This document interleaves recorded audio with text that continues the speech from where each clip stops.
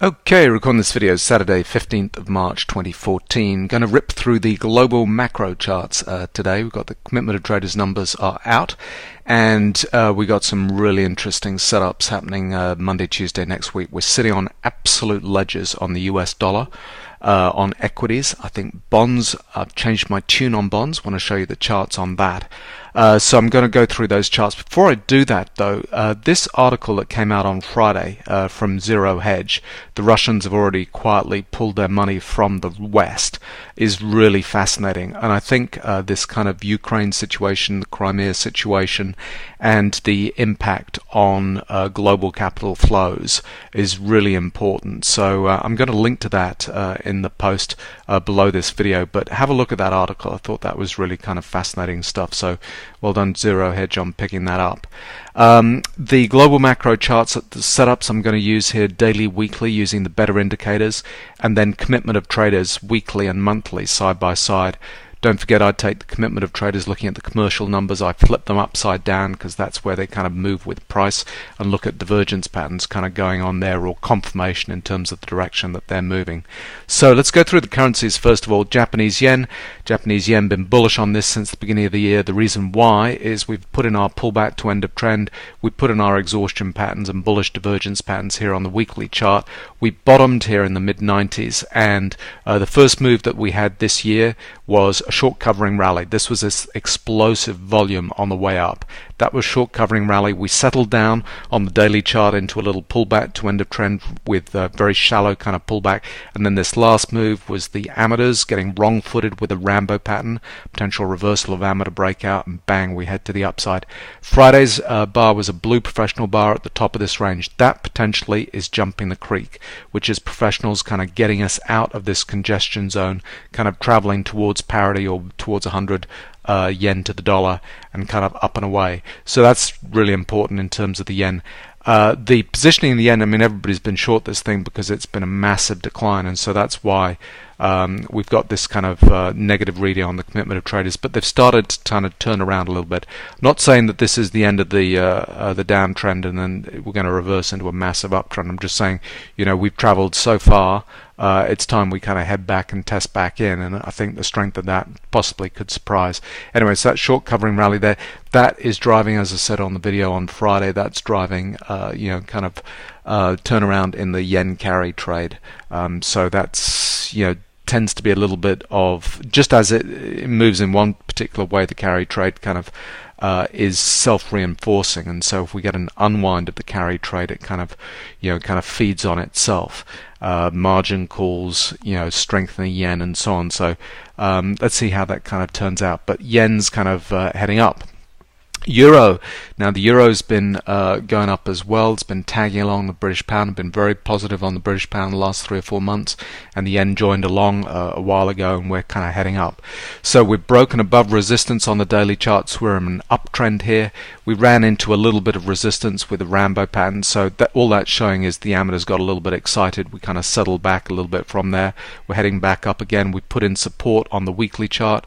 We're going support to resistance here, and this uptrend is not over until we see exhaustion patterns. We'd have a resting, you know, pattern with an exhaustion buy signal on the daily chart first, where we'd see it on a left shoulder, and, you know, we'd have a little bit of pullback from there, and then the trend will be over when we see exhaustion on the weekly chart. But, you know, there's no exhaustion on the upside here on daily or weekly. We're heading up on the euro, and euro's changed around now. We've got in the background, we've got this good kind of bullish divergence patterns in on commitment of traders.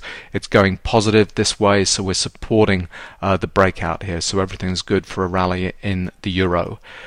Pound, so I've been bullish on the pound for a long time, and we just had a little bit of profit taking with these exhaustion patterns. We kind of settled back in, but remember, it's amateur down bars at this stage. This exhaustion pattern is getting the move going, so the trend is not over on the weekly chart. We've still got to see exhaustion on the left shoulder here. We're just settling back in. Now I want to show you this pattern on the Thursday. If you look at this bar, we kind of opened the same level as the close of the previous day. We kind of rallied up, and then we closed very close to the lows here. People look at this, you know, traditional kind of technical analysts look at this as a very bearish pattern. Candlestick guys, it's close to what they call a gravestone doji, where the open and close is close to each other and right at the lows. It's not quite a gravestone doji, it's a long shadow doji here. Most technical analysts would analyze this as a bearish bar, because the amateurs in the beginning of the day tried to get this thing going, and then in the afternoon the professionals came in and sold it down. So yes, that may be so, but the trick on this is to see if we break above the high of this bar. That's an incredibly bullish sign, because most technical analysts will look at this and say that's a bearish signal, kind of go short on something like that. So if we break back above it, that's just been done to fool everybody, to get them wrongly positioned. We break above the highs of this into the 167s again, that's a very bullish sign. So I'm bullish on the pound. We've had a little bit of profit taking, a little bit of weakness, but it's amateur bars into here. We've got cyclical support due on the daily chart, and if we get above this Monday, Tuesday, this 167, that's very strong, and we'll kind of go through these highs and break into another uptrend. So kind of bear that in mind. British pound on commitment of traders, we've had some nice kind of activity where it's kind of followed along.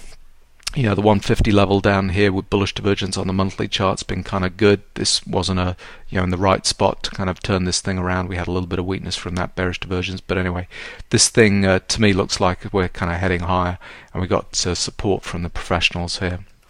Aussie dollar. Now, Aussie dollar has been, I had a good call last year, short Aussie dollar at 102 and the break of parity, and we kind of sold off. We're having a little bit of strength, a rally back, but the downtrend is not over in Aussie, because the professionals are not supporting this on the way up. We're bouncing off technical patterns, pullback to end of trend with exhaustion here. We kind of raced away a little bit. We got we're resistance potentially becoming support here.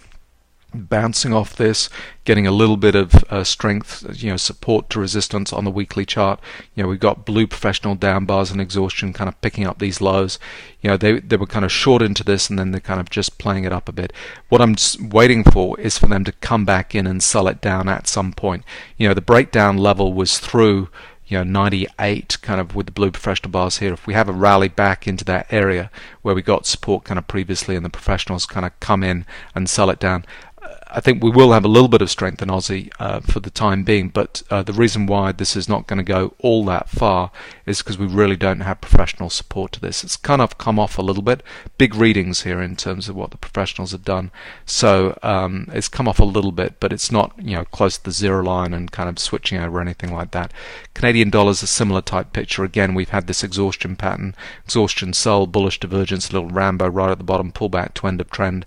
And on Thursday to Friday, we had, this was blue professional up bar, and we kind of sold off amateur down bars here, and then we got a blue professional down bar on Friday. If we break above the highs of that of Friday's bar, they were kind of picking up that little low kind of down here at 90. So that's kind of for a little bit of rally in the Canadian dollar. But again, we do not have professional support. We're still way down here. We've not changed the tune here on the Canadian dollar in terms of commitment of traders. So we could have rallies, because if the US dollar kind of breaks down, we've got strength in yen, strength in pound, strength in euro, the Aussie and the Canadian kind of follow along with that suite of being kind of the opposite of the USD.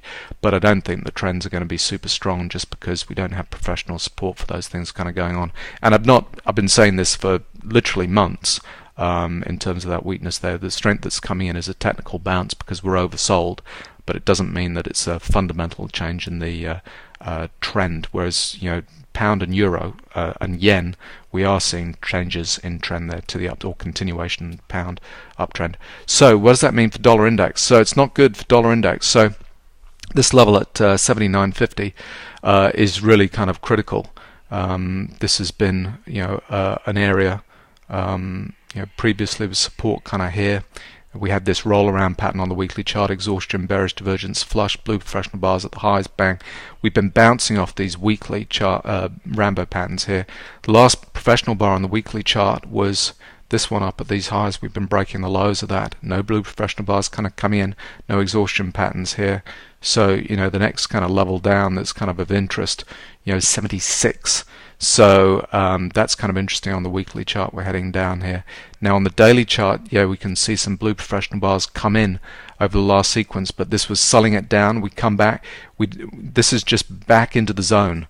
Back into the zone where the professionals were selling it down here. We come back into that zone, they sell it down again, bang, we break the lows of that blue professional bar. We come back with the amateur up bars again into that kind of sell zone, they sell it down again. Now on Thursday it looked a little bit stronger. It's kind of the reversal of that pound bar. This one on professional volume though. So you've got the open and the close kind of high on this bar, kind of testing down. But just wait and see. It's not like we've had an exhaustion pattern down here. Friday was a weak close. I'm looking for the low of that Thursday's bar on dollar index, which is 79.375, to be broken to the downside. I think we're going to have a rush out of dollar index. The commitment of trade has been heading down and down and down, but it's not gone below the zero line yet. So it's certainly kind of heading in the right direction. It's supporting a breakdown in dollar index, but you can see how absolutely critical this level is, that it's been over, what is that, 6 years, back 07, 08, that level been absolutely key. So is this the week, particularly with what's happening in the Crimea and the Ukraine, and the UN Security Council and China kind of sitting alongside Russia. I mean, I don't know. I think the Americans, Barack Obama, and the foreign carrier and whatever. I mean, they've not played this smart. They've acted like asses. I think the Europeans as well.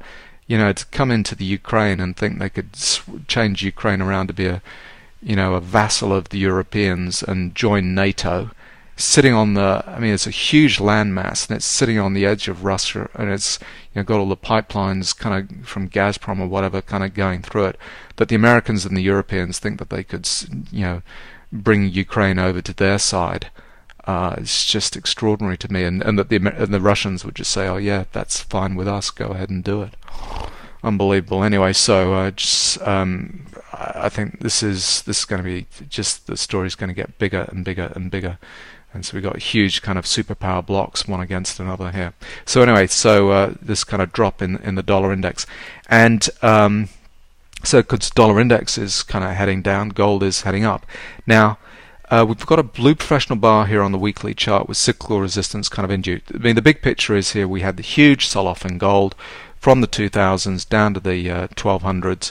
Exhaustion patterns here, with exhaustion patterns, pullback, end of trend, Rambo pattern. I've been very consistent about this, saying we've got a change in trend happening, and we busted up into this uptrend above 1200, 1250 here, and we've been running really strong. Now exhaustion buying and bearish divergence by the zero line would come back for another pattern here. Temporarily we could run out with a little bit of steam, I don't know. Just with this kind of certainly commitment of traders is going the right way. We've kind of bottomed here at 1200 and we're kind of heading up. Silver chart's very kind of similar. I'm just wary a little bit that we've kind of come back from this breakout at 22 blue professional bars. We need to get back above 22. Basically we need this rally to continue.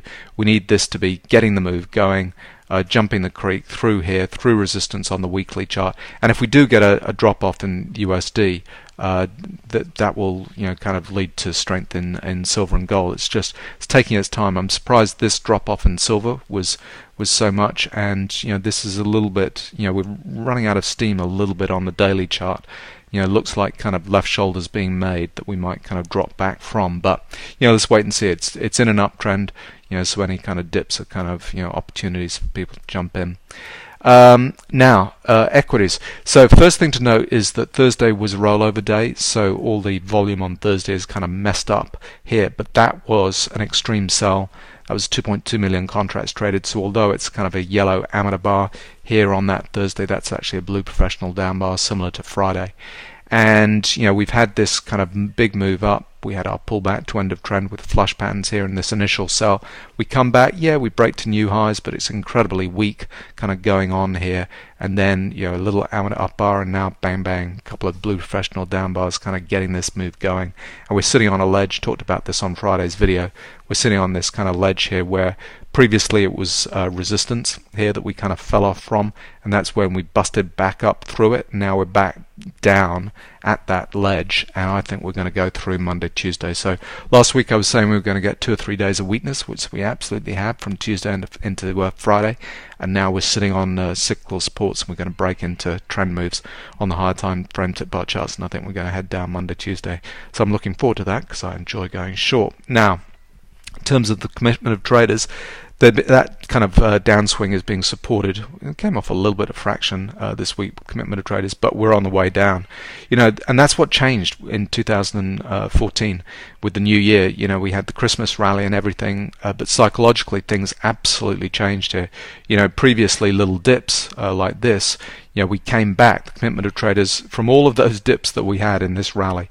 Every single time we dipped down, we came back, we came close to the zero line or whatever, we came back. This time, when the index broke to new highs, commitment of traders did not follow along. They did not join in that rally. They kind of went the other way. So I think that's important. We haven't had a crash signal warning yet. We've still got this pattern to work itself out in order to do that. So we'll have a rally back at some point, but I think Monday, Tuesday we're sitting on a ledge. We'll kind of go down. So that's kind of interesting. Now, changing my tune on bonds. I think bonds are looking weak now. The US, the 30-year has been the strongest of the lot, but the 10-year and the 5-year have been really, really weak. And this week, we got kind of confirmation of the weakness from the commitment of traders numbers. So I'm going to show you that. And bear in mind the Zero Hedge article on the oligarchs kind of pulling money out. We also had that news, I think it was Thursday, with the huge over 100 billion of bonds sold by foreigners, US bonds sold by foreigners, which is a big number. We don't know who yet. Apparently we've got to wait a couple of months before we find out actually who was doing that selling, but that was kind of big. So we got capital flows coming out of the US. We got strength in the euro and the pound and the yen. We got weakness in the USD. They're selling equities, they're selling US bonds. So it's interesting the way the capital is kind of flowing. And the reason why I'm saying we've got weakness in bonds, so we've had the rally in bonds was always, we were just bouncing. This rally that we've had since the beginning of the year was always just bouncing off Rambo and Emini patterns here. The Eminas got too excited in this sell down, and they were joining in right at the end of the trend, and we bounced from there. But then the area that we bounced back into is where we broke down in the first place, and this was where the blue professional bars have come in here on the weekly chart. So we got blue professional bar, we don't break the highs of that. This last one 3 weeks ago, we briefly broke the highs and then we came down to the lows. We're kind of playing with that. We got cyclical resistance in here on the weekly chart. We've got some exhaustion, pullback to end of trend. We had a blue professional up bar here. Kind of looks like it's going to go for a rally. Let's wait and see. We break the lows of that Thursday's bar, that blue professional Thursday's bar, which is actually cyclical support as well. That'll take us into a downtrend on the USD, on 30-year bonds. And the reason why I'm changing my tune on bonds is because of this. With this rally, we've now not got support. We've not got professional support for a continuation of this little strength that we've had. We've been weakening and weakening on commitment of traders, and this is the 30-year picture. 10-year is even worse on commitment of traders. So same type thing. Exhaustion on a left shoulder, bearish divergence right on the zero line. I say wait for the flush, bang. Flush comes with pullback to end of trend. Blue professional up bar. So if they were shorting on the way up, kind of resting sells as that kind of started to go up, again, the break of the blue professional bar, the break of the support level that's come in here, take us into a downtrend. Remember on the 10-year, we rolled around really nicely, exhaustion, bearish divergence, pullback, end of trend. I mean, this move took a year to work itself out in terms of topping out and topping out. And the only reason we've had a bounce lately is because we were bouncing off amateur patterns down here. The professionals weren't saying the downside's all over, I'm going to step in here. No, they've waited for this kind of retrace back up to the bottom of this ledge, the breakdown level, and that's where the blue professional bars have come in with flush patterns and so on. So with Thursday, Friday's activity, that is absolutely key. And then commitment of traders here, bang, they are not supporting this rally going forward. That's kind of rolling over. And the 5-year notes, same deal. Exhaustion, bearish divergence, wait for a flush. We got another exhaustion at the end of trend. It was a big sell-off there, and we've kind of bounced back weekly. We're sitting, I mean, the patterns on the 3 charts are identical in terms of rolling over, and as you go into the shorter dated maturities, the commitment of traders is kind of weaker and weaker. So you look at this, so commitment of traders not supporting this. So now we're saying, I think we got this kind of move out of equities into bonds. I actually think globally the flows are out of bonds as well. So let's wait for confirmation on this bar on the 10-year, so breaking back below this support. If that happens kind of Monday, Tuesday, Wednesday, something like that, that'll be really important. That'll take us into another downtrend on bonds, and look for rates to start to spike up. And again, driven by this whole kind of macro political environment with superpowers not just butting heads. It's like they're doing more than butting heads right now. So that's the story on bonds, and that's really important. And then with crude we've got a very interesting pattern. So crude, we had back last year, had this nice rally, foretold that we're going to break out at 98. We broke from 98 up to 110 or so, kind of up here, and then we kind of topped out with good stuff, exhaustion, bearish divergence, flush patterns, pullback to end of trend. All these blue professional bars testing at the highs, bang. So that's a nice little topping out move, and then we raced into a downtrend.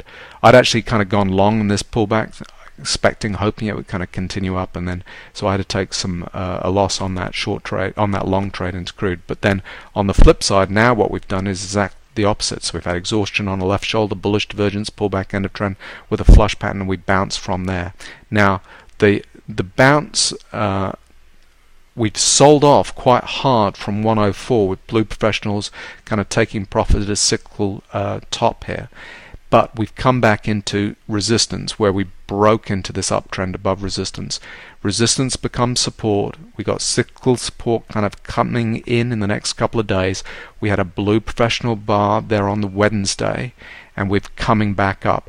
They were picking up that lows. If we break above, if we're back above 100 here, bang, we're going up, and this will be a strong trend because this is a blue professional bar underneath weekly resistance up here at 104, 105, and then we break above this whole sequence, this down, that blue professional weekly bar. We break above that. That takes us into a weekly uptrend on crude. That is really, really important. And so the money's flowing out of USDs, and out of bonds. So where does it go for safety? It goes to crude, and it goes to gold and silver. So look for that. Look for that during the beginning of this week. If we get above $100 on crude, if we get above the weekly blue professional bar, this thing is really traveling places. And the reason why it's traveling is this: we've got this incredible pattern on commitment of traders. I've been doing some historical kind of looking at other charts to see where else. This happened in gold in 2001, and we had a massive rally in gold, and I'm trying to find kind of historical precedents for what we've just been sitting within this very tight range for 4 years as they've been building their positions like this. And what happened in gold was we had a massive rally from $400 to 2,000, and I'm just wondering if we're going to get a similar kind of move in crude because of global political, uncertain, not just uncertainty, actual, kind of, well, I don't know, does a skirmish turn into something bigger? it's one deal kind of stepping into Iraq and saber rattling with Iran, with the Americans. Like those are weak, people to pick on, but it's a different bloody story picking a fight with Russia. So crude, look for that, and then copper. This is why the copper, going long copper, although we looked like we might have had a sell-off, the reason why it was not to take this trade was we just did not have professional support here for copper. We got a little bit kind of momentarily, and then it kind of dropped away here, and we've had this huge sell-off this week and starting on Friday last week, bang, bang, bang. Through weekly support on the weekly chart into a downtrend here. So we're hitting all kinds of, and this is weakness out of China. So the global, copper is a tell for global growth, manufacturing global growth, and this kind of dropped off a cliff out of bad numbers out of China, just showing that there was kind of weak manufacturing demand out of China. So that's not kind of good. So we're back into a downtrend on the weekly, on the daily charts here. Huge, volumes kind of selling off here. At some point, we'll see. This is going to take a long time to bottom. So there we go, back to yen. So a long video, apologies for that, but the big picture is really important now. We've got capital flight happening out of the US. USD is going down, equities are going down, US bonds is going down. They're flowing into safe havens, or at least repatriating funds. Carry trade in the yen. We've got euro and the pound. Pound because the Brits don't look like they're going to join the Americans in order to put economic sanctions on Russia. They've got too much to lose because they've got a property price. London property market would collapse if they put any kind of capital controls on Russian money coming in there. You got to walk around London, or anywhere in Europe, anywhere, even here. I mean, we're in the supermarket here in Hawaii, on an island of Kauai, the northernmost island in the Hawaiian chain in the US, and I hear Russian voices in the supermarket. Unfreaking believable. Anyway, I hope you're having a good weekend, and looking forward to Monday, Tuesday. They're going to be really exciting days.